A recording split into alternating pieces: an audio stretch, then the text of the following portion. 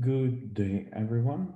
I'm Kirill, and we are continuing our review lessons series. And today is the lesson 54, and we'll go through review lessons of 16 to 20.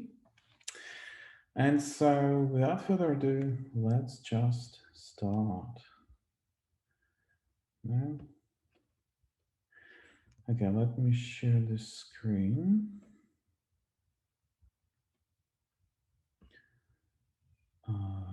Share the screen. Okay.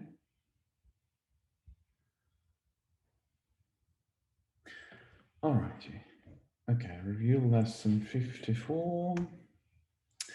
And let's read through the lessons first. Lesson 16. I have no neutral thoughts. Neutral thoughts are impossible because all thoughts have power. They will either make a false world or lead me to the real one. But thoughts cannot be without effects. As the world I see arises from my thinking errors, so will the real world rise before my eyes as I let my errors be corrected. My thoughts cannot be neither true nor false. They must be one or the other. What I see shows me which they are. Very, very interesting ideas. So let's try to um, figure out what we're talking about here. So a few points. So neutral thoughts are impossible because all thoughts have power. So what we're talking about here is that all thoughts that we think can be. So it's like second last point. My thoughts can be neither true or false, nor false. They must be one or the other. So together with the first point, it kind of makes a statement that every thought must be either true or false. There couldn't be any other way. Or as chapter 30 clarifies, that we either think kind of from the ego mind or from the Holy Spirit mind or God mind. And there is absolutely no possibility for them to mix. There is no possibility for them to be a little bit of both. It is clear cut, either or. They're completely incompatible, and in presence of one, the other is completely impossible. Okay, next one. They will either make a false world or lead me to the real one. Yeah, so because the world that we see and the world we perceive more precisely uh, is the reflection of our thoughts, which we learned in the previous lessons. It's pretty clear that false thoughts are well, not clear, logical even, uh, that false thoughts give rise to the kind of world of illusions, and real thoughts reconnect us with our true nature, which is spirit, which is one with God, and so on. But thoughts can be without effects, which is interesting. So now we see that, now we spoke about that thoughts could be either from the ego or from God, and there is no other way. They couldn't mix or intermingle. And here we say that every thought creates some kind of effect. So the previous point already said that the make the false world or lead me to the to the real one. So this would be an ultimate effect of our thoughts. So if we think illusory thoughts, it would create a false world, make a false world. If we think the thoughts with the Holy Spirit, then it would lead us to the real world. As the world I see arises from my thinking errors, so will the real world rise before my eyes as I let my errors be corrected. So, yeah, uh, yeah, I just said about that different words. My thoughts can be neither true nor false. So here, yeah, it's a very important statement. There is no middle ground at all. Every thought is either 100% true or 100% false, or in other words, either 100% true, or if it isn't true, even 1%, it's immediately 100% false.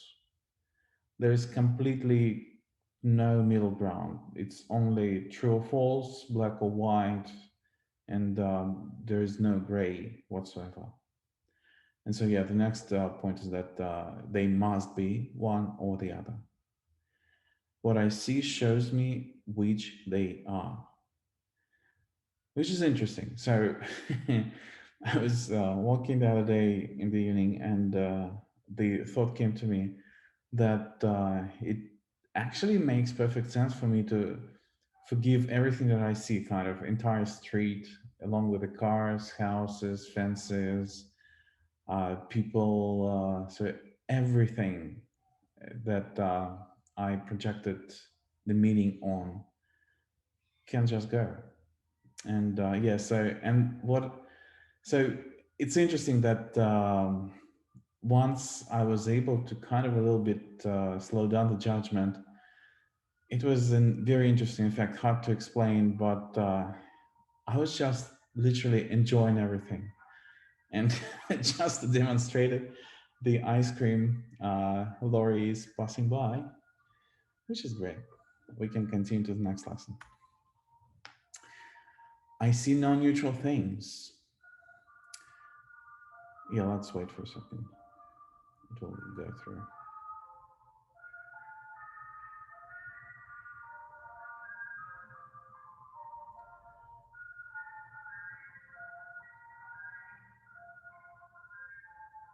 All right, let's continue. I see no neutral things. So previous lesson was I have no neutral thoughts, and this one I see no neutral things, which is in a way the same thing because our world that we see is a reflection of what we think. So if I don't have neutral thoughts, it must mean that I see non-neutral things. Okay, let's read. What I see witnesses to what I think. If I did not think, I would not exist because life is thought. Let me look on the world I see, as the representation of my own state of mind. I know that my state of mind can change. And so I also know the world I see can change as well. Yeah, I guess there's really nothing to add. We just discussed all of that in the previous lesson. Let's move on. I'm not alone in experiencing the effects of my seeing. Okay, last 19. If I have no private thoughts, I cannot see a private world. Even the mad idea of separation had to be shared before it could form the basis of the world I see. Yet, that sharing was a sharing of nothing. I can also call upon my real thoughts, which share everything with everyone. As my thoughts of separation call to the separation thoughts of others, so my real thoughts awaken the real thoughts in them. And the world my real thoughts show me will dawn on their sight as well as mine. Yeah, a very profound set of ideas. Okay, so let's go through them one by one.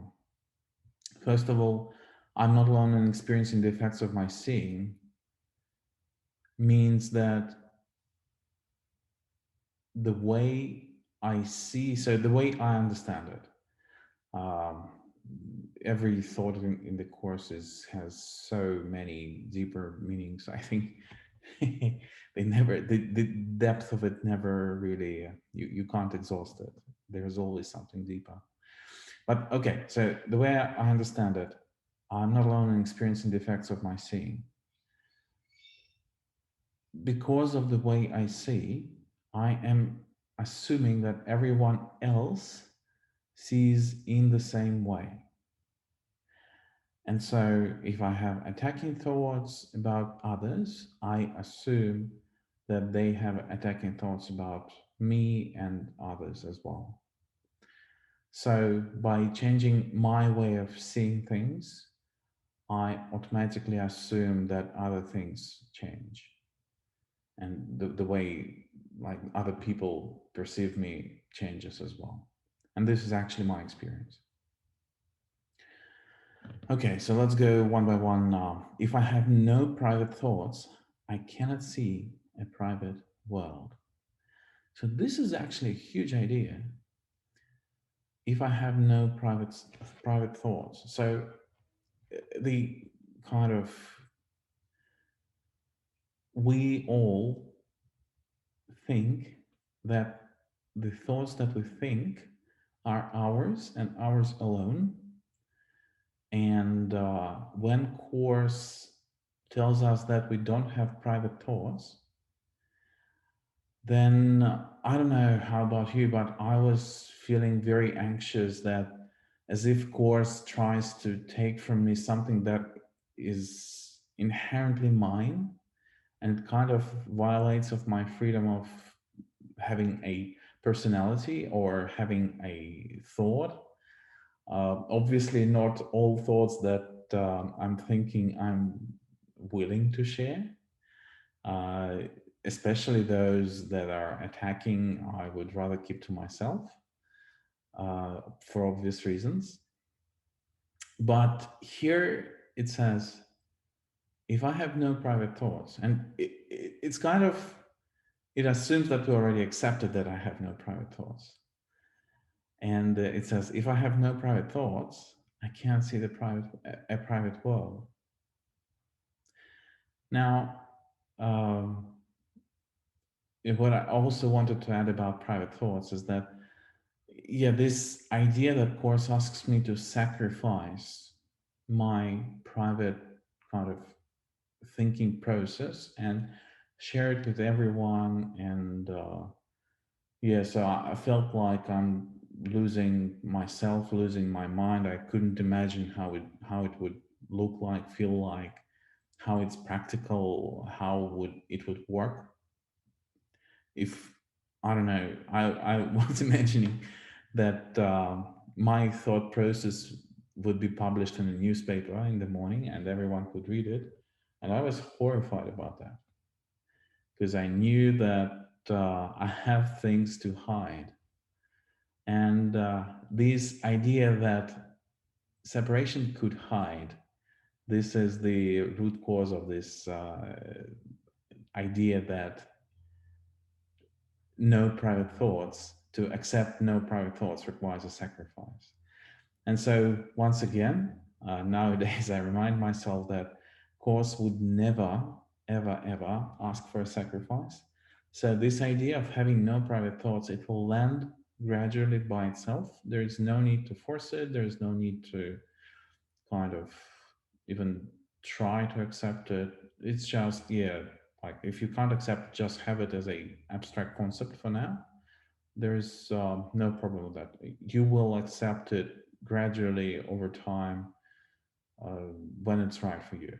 So, and please understand that there is absolutely no sacrifice behind it. Once you understand why it is true, it will be completely clear that there is no sacrifice. It's in our best interest to have no private thoughts. Essentially, the union is impossible if I have private thoughts. And therefore, it is in my best interests to have no private thoughts. But yeah, so again, no need, as always, I also remind myself that the introduction to the lesson says that you don't need to cooperate, you don't need to like what the lessons ask you to do, you don't need to understand what lessons ask you to do, but you have to apply the thoughts. And so we'll just apply thoughts to the depth that you find comfortable, and we'll see how it goes. If I have no private thoughts, I can't see a private world, which means, so private world in this context, my understanding is that the best example I know is if I go on the street and there is a homeless person sitting on the street, or anyone really. Just homeless person is easier to demonstrate the difference. Um, so I'm in the same kind of space. So I'm essentially sharing space with the homeless person. So we may be quite close together, but the way we see things, the way we see the pavement, the way we see the houses, the way we see the street, the way we think about, I don't know, what we're going to do next and so on, is completely and utterly different. Our thinking processes and the meaning that we assign to everything is completely different. So I might be thinking, oh, okay, I'm just walking after work, and I'm going home, and I'm studying the course while I'm walking, and yeah, I'm happy, fine. Had a little bit of a problem at work today. I'd like to forgive it now. La la la. My normal thought, train of thought. And a homeless person or anyone else really could think, I have to find where to spend night today. What's the weather going to be like? Is it going to rain? I don't have a roof over my head, so I have to find some secluded space. What I'm going to eat. So, and because of that, every one of us looks at their private world. So we all create our private worlds that is filled with our own meaning. And yeah, so if I have no private thoughts, I cannot see a private world. What could it mean? A good question for the meditation that will follow. Okay, let's move on. Even the mad idea of separation had to be shared before it could form the basis of the world I see. Yet that sharing was sharing of nothing. Uh, so here we refer to the obvious observation that I, as separated mind, and let's say my neighbor as another separate from me separated mind, we see a lot of things, shapes, and sizes very similarly.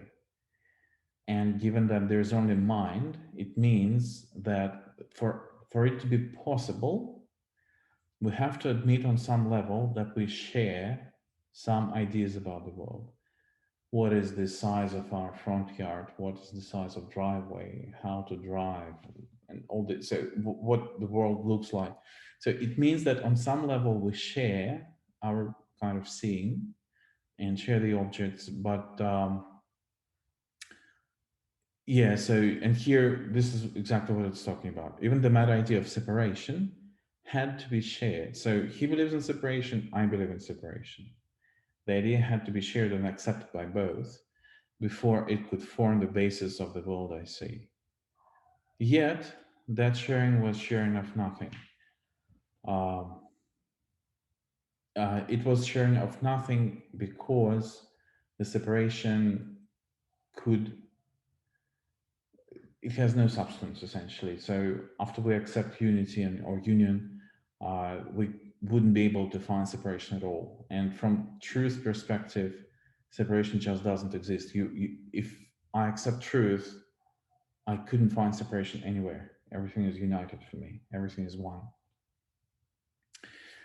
Um, and so, actually, this is an important, probably, note to make is that sharing of nothing have made nothing. This is one, one of the ways to talk about the illusory nature of the world that we see around ourselves. Okay, I can also call upon my real thoughts, which share everything with everyone. So here we say that we already discussed that there are every thought could be either from the ego or from the Holy Spirit. We, as separated minds, could not have our own ideas. We could only borrow the ideas from the ego or from the Holy Spirit. We couldn't have any ideas by ourselves at all.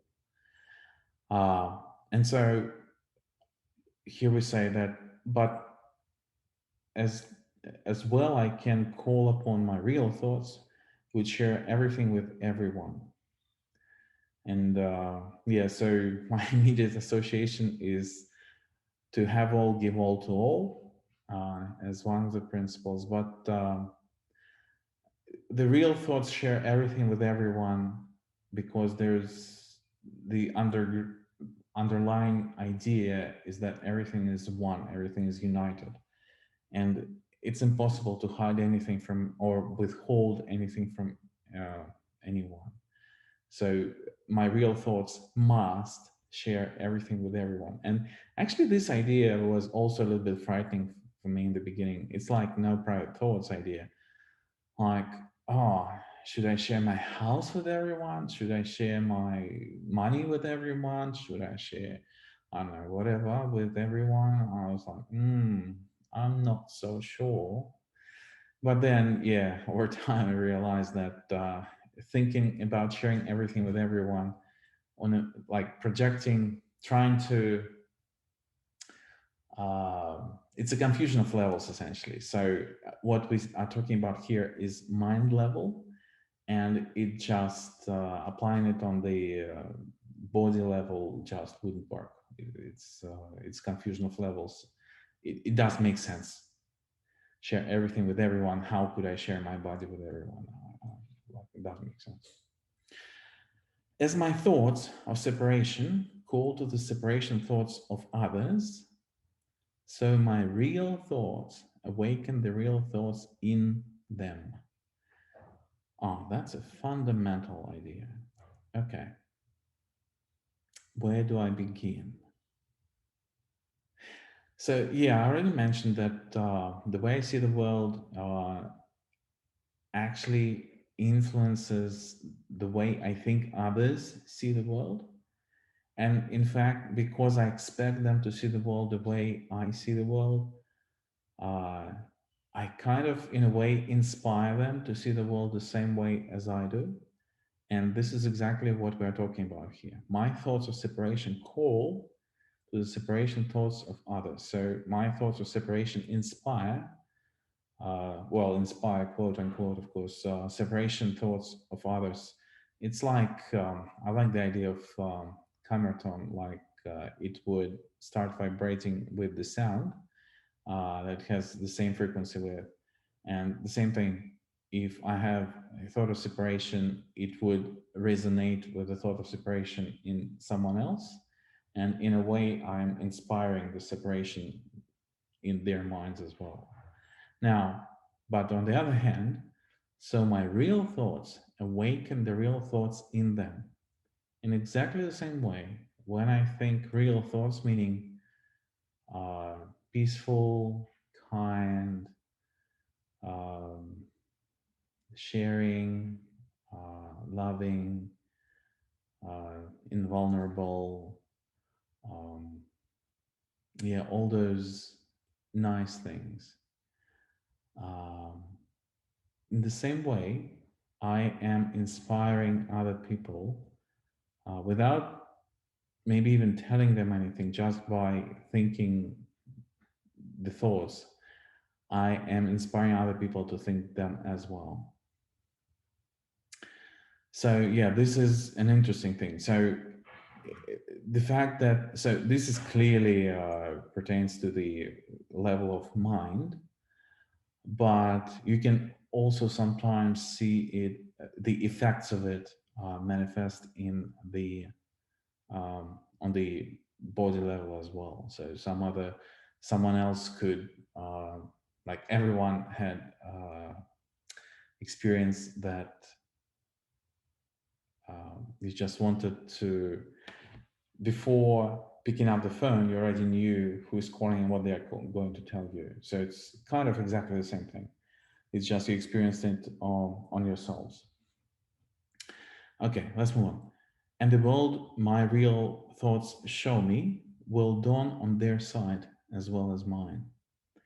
And so, yeah, I started the this lesson with this idea that the way I see the world, I'm kind of I am projecting my ideas about the world outside, and I see the witnesses of these ideas outside of me, and I'm actually looking for the witnesses of my idea about the world outside of me, and I'm actually looking for these witnesses. And when I see them, I confirm my idea about the world. It works both ways. Uh, it works for like kind of separation thoughts and for real thoughts, just the same. Um, and here we say that by seeing the world through my with my real thoughts, I am inspiring others to see the world the same way as well. Well, yeah, I guess it's kind of easy to understand. Again, this particular sentence, of course, is on the level of mind, but at the same time, we all could. So, simple example is that someone has a problem, but I'm in a very good state of mind, and I start just talking kindly and potentially just talk through their problem to kind of bring the light to the problem, and potentially they could be able to see with me that there is no problem, or at least they could feel lighter about the problem. So that's exactly what we're talking about here. Let's move on. Okay. I'm not alone in experiencing effects of my thoughts. Same story. We are talking about seeing, effects of seeing. Now we are talking about effects of thoughts, which is the same process. Thoughts are primary, seeing is secondary. Thoughts cause seeing. And yeah, so let's read the lesson. I am alone in nothing. Everything I think or say or do teaches all the universe. The Son of God cannot think or speak or act in vain. He can't be alone in anything. It is therefore in my power to change every mind along with mine, for mine is the power of God. Okay, I am alone in nothing. So, yeah, in this lesson, we remember we apply the same ideas to the level of thought. Um, so here we just say that I'm united with everything. And so, yeah, it's quite logical, I think. Everything I think or say or do teaches all the universe. Again, we are applying the idea that there are no private thoughts and we share everything that we do. Everything that we do is based on the thoughts that we think. And we share these thoughts with all the universe, with everything, with everyone, with every particle in the world.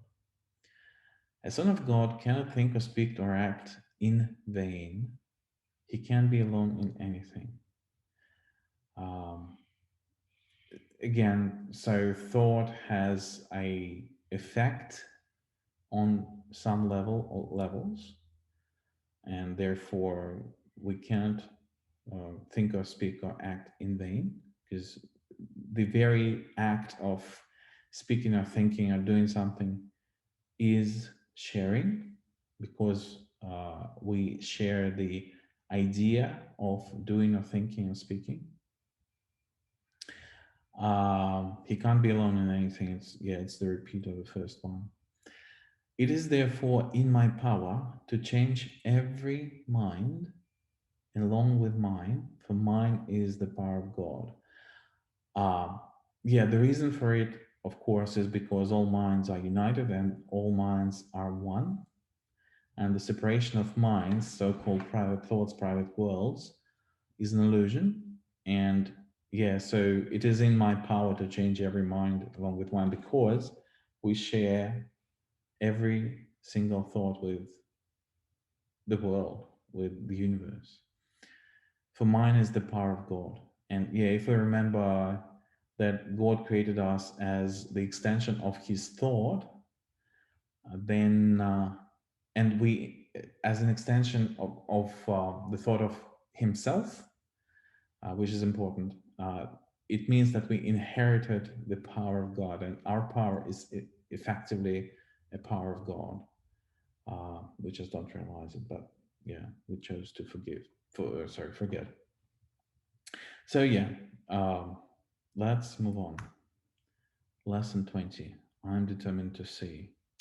Yeah, I remember first time I was doing this lesson, I didn't understand. I understand that it's important to ask, kind of, to see, but I had no idea what we were talking about. But that's all right. I'm determined to see. Recognizing the shared nature of my thoughts, I am determined to see. I would look upon the witnesses that show me the thinking of the world has been changed. I would behold the proof that what has been done through me has enabled love to replace fear, laughter to replace tears, and abundance to replace loss. I would look upon the world and let it teach me that my will and the will of God are one. Yeah, so it's asking, asking, asking, asking, asking. All right, let's look at it. Recognizing the shared nature of my thoughts, again, no private thoughts. We're reiterating it here. I'm determined to say. Um, yeah, I don't really know what to comment here. I just have the sense that I'm accepting. So I don't quite see the relationship between the first part and the second, but I have strong guidance that I have to just accept the relationship, that there is direct relationship between the two. I would look upon the witnesses that show me the thinking of the world has been changed. Yeah, so that's looking at the witnesses that show the thinking of the world has been changed means that I am recognizing that the effects that I see come from me, and I use it as evidence that my thinking is changing or has been changed, because I see the different reflection from the outside. And because I see different reflection, it must mean that what is being reflected has been changed as well. I would behold the proof that what has been done through me has enabled love to replace fear, laughter to replace tears, abundance to replace loss. Yeah, it's a nice thing to ask about. It is a really, really good thing to ask about, to actually start paying attention to these things. In fact, we can find the evidence of these things, meaning that what has been done through me, which is an important aspect, through me, has enabled love to replace fear, laughter to. So essentially, what has been done through me which means I changed my mind and maybe I was inspired to say anything. Maybe I was inspired to do something. Maybe I was inspired to think something. Maybe I was inspired to, I don't know, share some thoughts with someone if they ask me to. Or maybe not. Maybe I just changed my mind.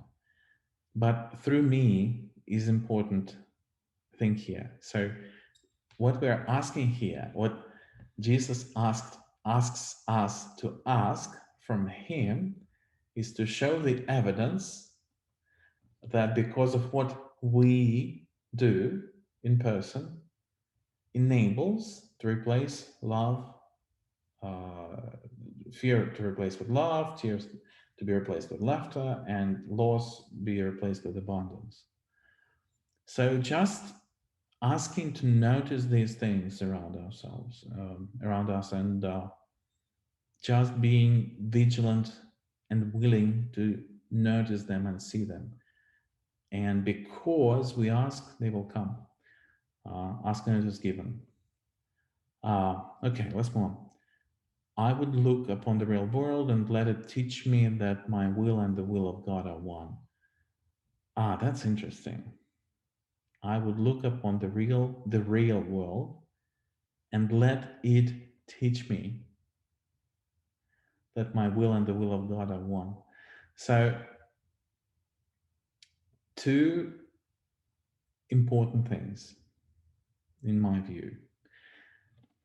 Um, so, the framework of the course implies that the course um,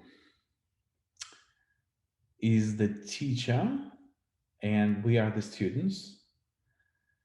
But at the same time, we kind of, by internalizing the material and by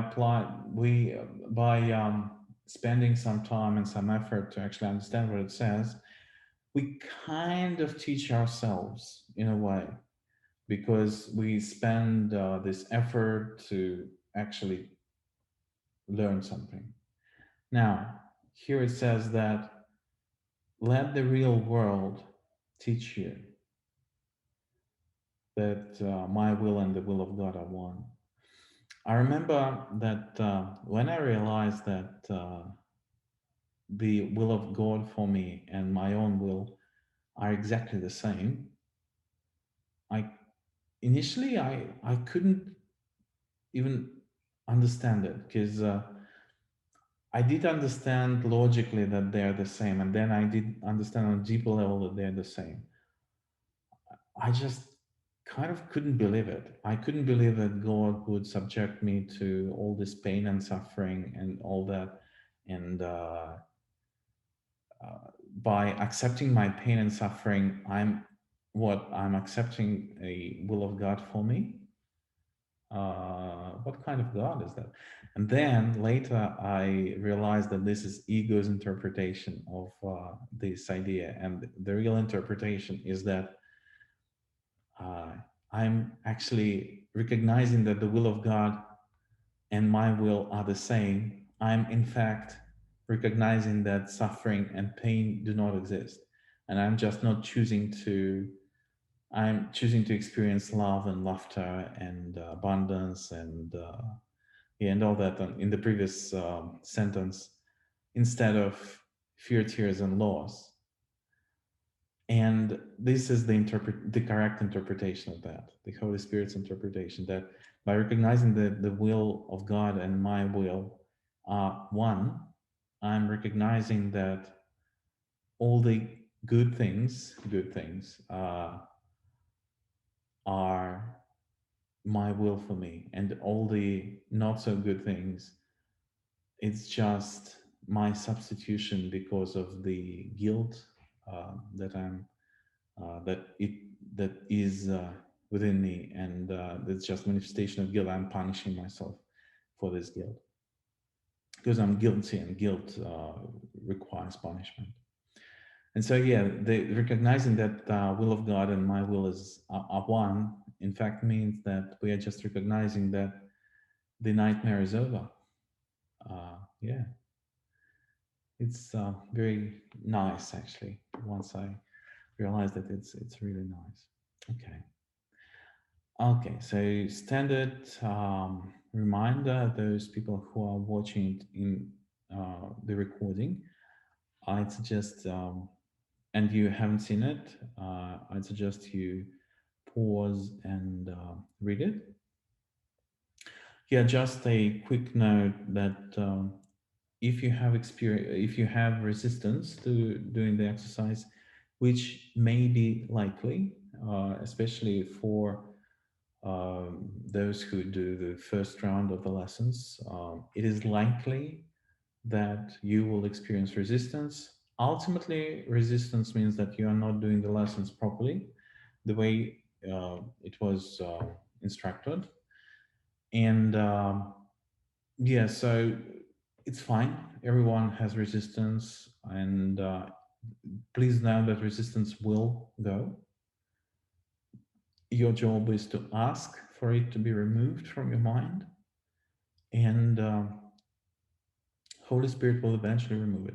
Maybe today, maybe not today, does not matter. Your job is to ask for it to be removed from your mind, from your experience, forever. Um, so yeah, if you experience resistance, ask Holy Spirit for help, and if you can release it straight away, continue to do the exercise. If you can't do the exercise, if you feel like you're anxious, you want to hit someone, or something milder, like you're just irritated, you're just annoyed that you don't understand anything, you're annoyed that you don't feel anything, you're annoyed that you're doing it wrong, you're annoyed that whatever, just ask Holy Spirit that, hey, Holy Spirit, I feel this feeling. Don't look away from it. Could you please take it away from me? I really don't need it anymore. I'm done with that. And please show me how to do the lesson. Actually, I would suggest, if you can, that you ask Holy Spirit to do the lesson through you. Uh, it's a lot more kind of, it's nicer this way.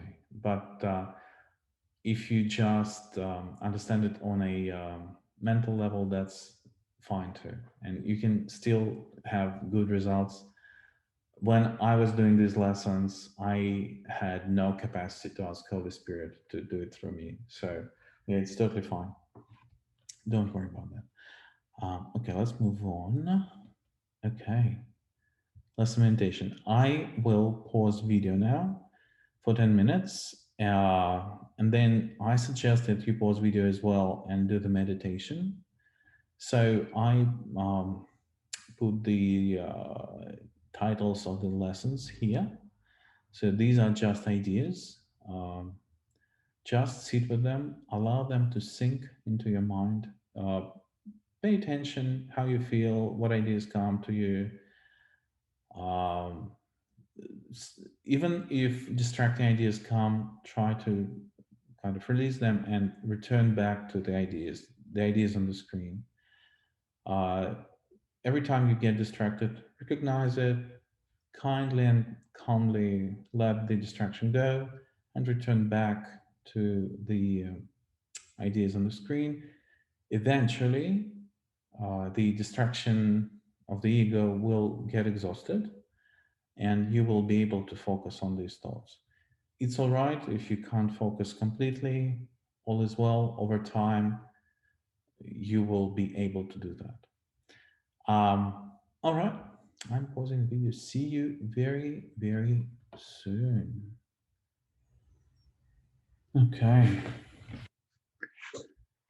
welcome back.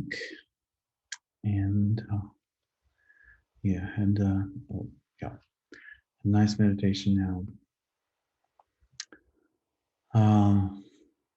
It was interesting how initially I just, one second, I'll close a little bit.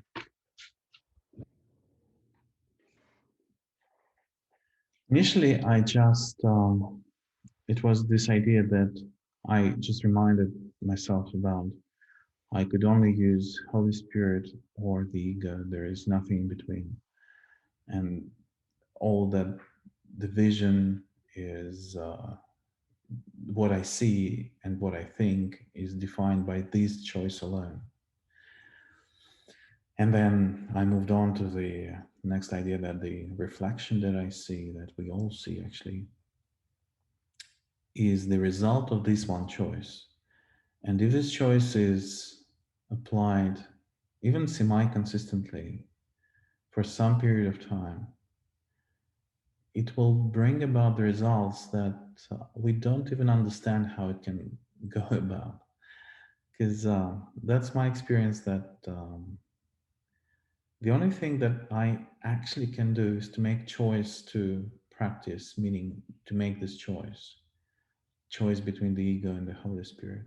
Every time when I have even unsuccessful, meaning that I don't do what I thought I would do, like practice the course or something. Every time I have this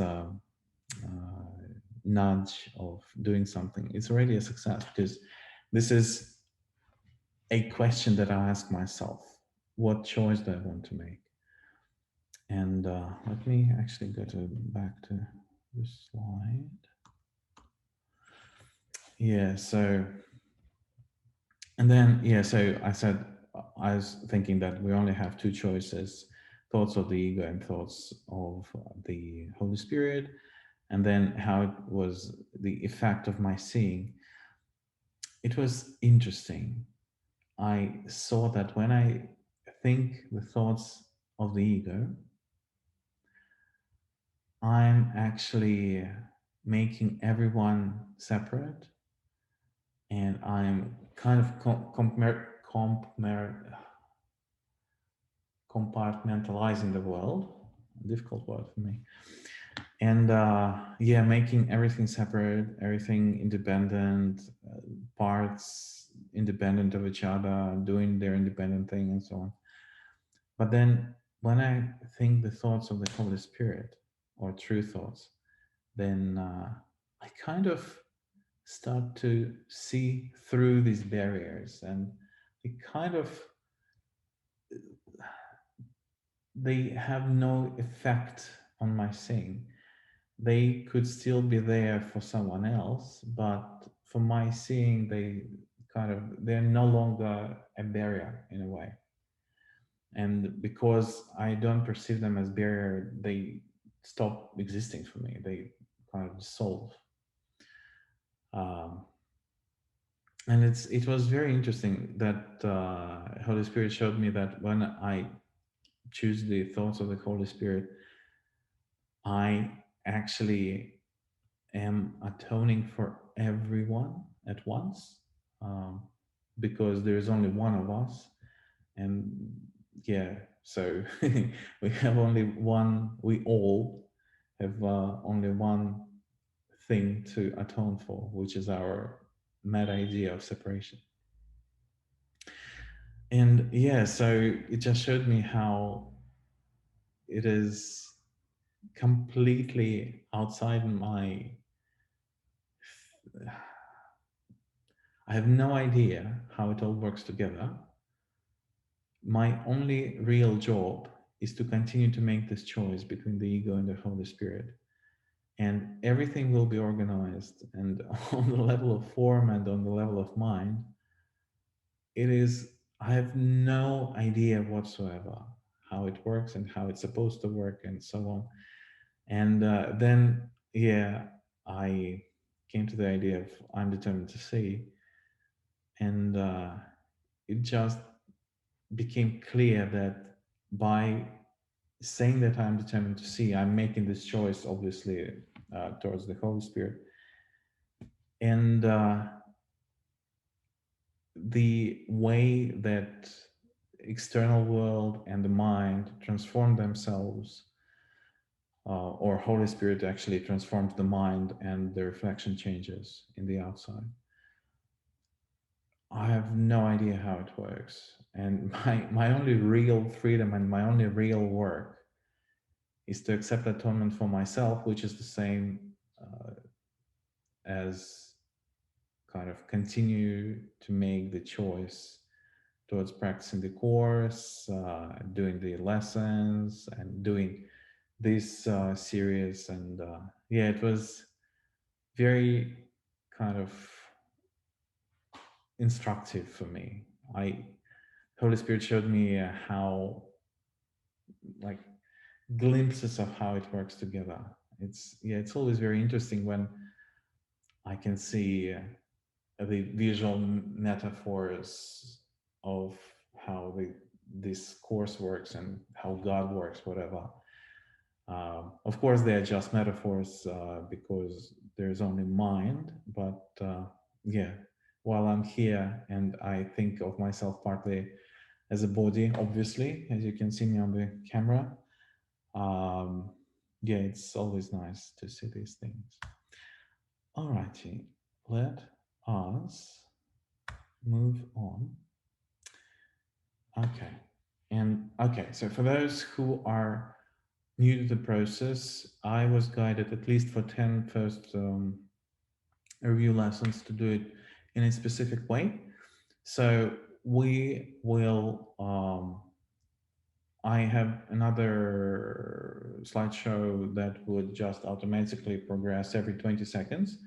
And we'll have all the same ideas that we already saw previously. So it's essentially lesson slides that will cycle um, 6 times, so 30 slides overall.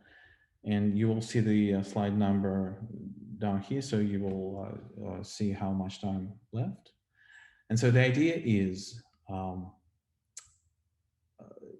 you need to pick something that sticks to kind of where you are.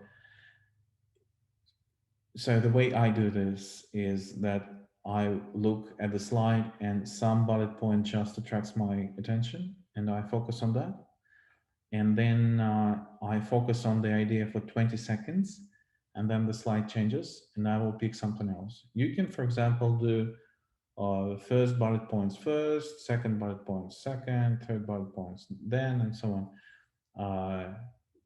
The way it works for me, I just pick something. I don't really think about it. I just, yeah, it works automatically for me.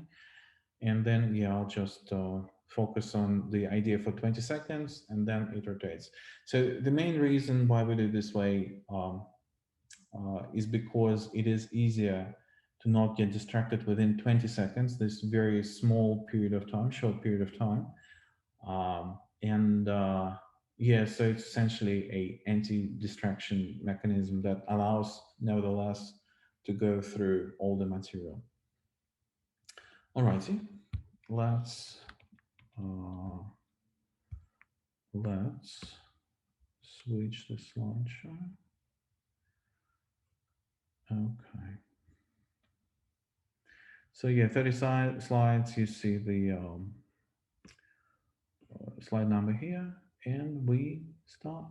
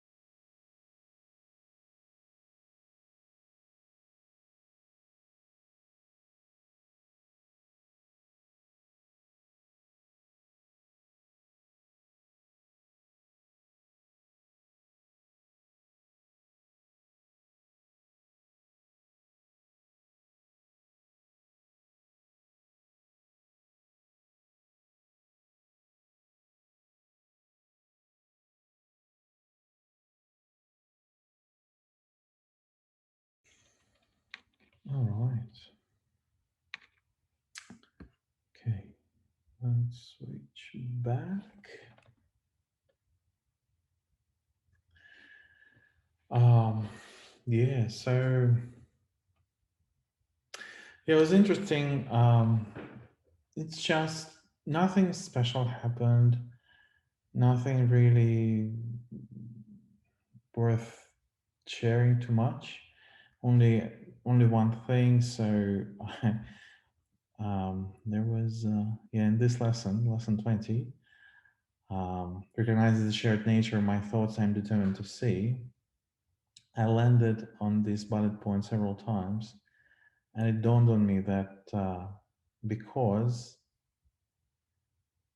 I'm recognizing the shared nature of my thoughts, I'm kind of asking that because I can see, everyone can see. So, yeah, it's kind of sharing the experience of seeing.